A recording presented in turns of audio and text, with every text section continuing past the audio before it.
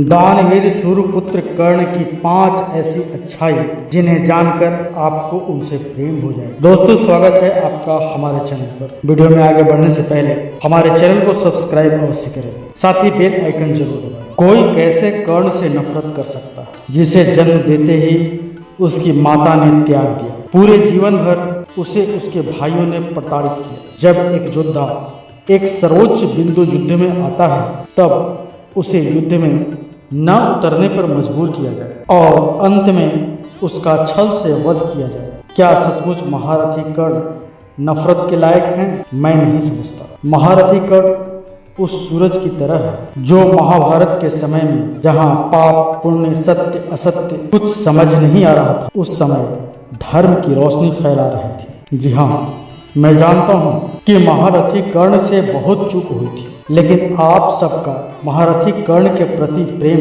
जग जाहिर है, और इस प्रेम का कारण है महारथी कर्ण की असामान्य प्रतिभा। ग्रंथों में भी यही लिखा गया है, और इसी कारण लाखों करोड़ों लोगों की तरह हम भी ऐसा असामान्य योद्धा को महाभारत का सर्वश्रेष्ठ योद्धा समझते हैं। आप महारथी कर्ण को क्या मानते हैं? क्या आप उनसे प्रेम करते हैं या नफरत करते हैं? कमेंट बॉक्स में जरूर बताएं, और कमेंट बॉक्स को जरूर भर दीजिए। अब जानते हैं कर्ण की 5 अच्छाइयों के बारे में। सबसे पहला था एक आदर्श पुत्र। रणभूमि में जब कर्ण अपनी महान धनुर्विद्या का परिचय दे रहा था, तब उसे सूत पुत्र कहकर भाग नहीं लेने दिया, और इसी कारण दुर्योधन ने कर्ण को राजा बना दिया। पर राजा कर्ण ने अधिरथ को रणभूमि में आता देखा तो कर्ण अधिरथ के पैरों में पड़ गए।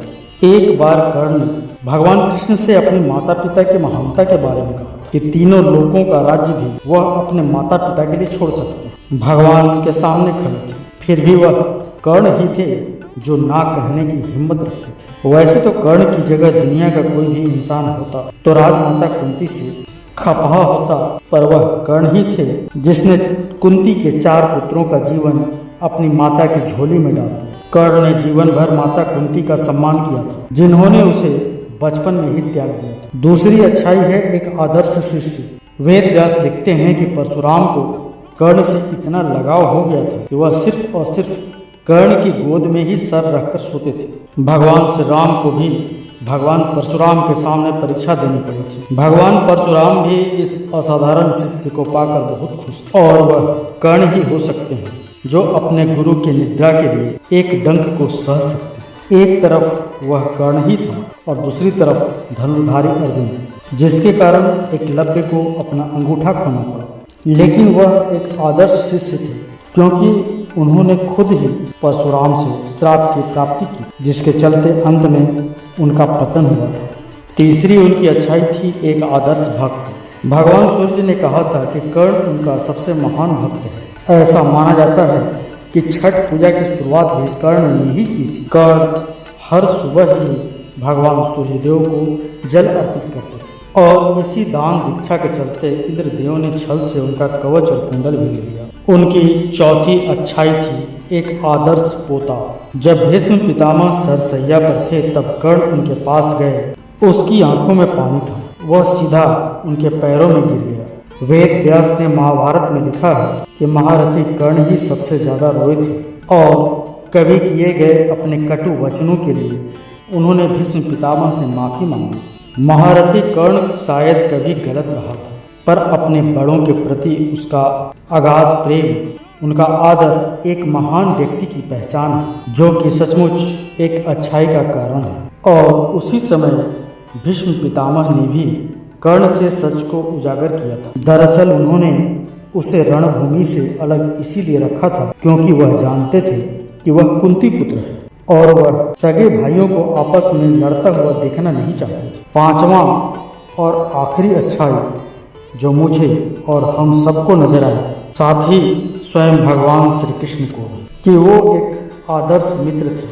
दुनिया में मित्रता की अगर कोई मिसाल होगी तो वह कर्ण और दुर्योधन की होगी। दुर्योधन एक सूत्र पुत्र को गले लगाकर मित्र बनाकर मित्रता की मिसालों में अमर हो गया। वहीं कर्ण ने जिंदगी भर अपने मित्र से मित्रता शिद्दत से निभाई। कर्ण ने भीष्म, कृष्ण और माता कुंती से भी अनेक बार कहा था कि वो आज जो कुछ भी है, आज जिस भी स्थान पर खड़े हैं, वो सिर्फ और सिर्फ अपने मित्र की वजह से, और अपने मित्र का साथ वह कभी नहीं छोड़ेंगे, चाहे इसके लिए उन्हें अपने प्राणों की आहुति क्यों न देनी पड़े। तो आपको क्या लगता है, जो ये 5 अच्छाइयाँ मैंने आपको गिनाई हैं, क्या यह सचमुच उनकी अच्छाइयाँ ही थी? आप कमेंट बॉक्स में ज़रूर बताएं। और कर्ण के बारे में कुछ और अच्छाइयाँ आपके मन में हैं तो आप ज़रूर बताइए। साथ ही अगर किसी के मन में कर्ण को लेकर कोई बुरा या नफरत वाला कमेंट है तो आप वह भी डाल सकते हैं। हम सब लोगों की रायों को ग्रहण करते हैं। आशा है आपको यह जानकारी, यह वीडियो अच्छी लगी है। वीडियो को लाइक जरूर करें, चैनल को सब्सक्राइब करें और कमेंट करके बताएं कि क्या कर्ण दुर्योधन से अधिक घनिष्ठ मित्रता आपने कहीं देखी है? क्या अर्जुन और भगवान कृष्ण की मित्रता से वह मित्रता कहीं कम थी? तो दोस्तों मिलते हैं अगले वीडियो में एक नई खास जानकारी के साथ। तब तक के लिए धन्यवाद।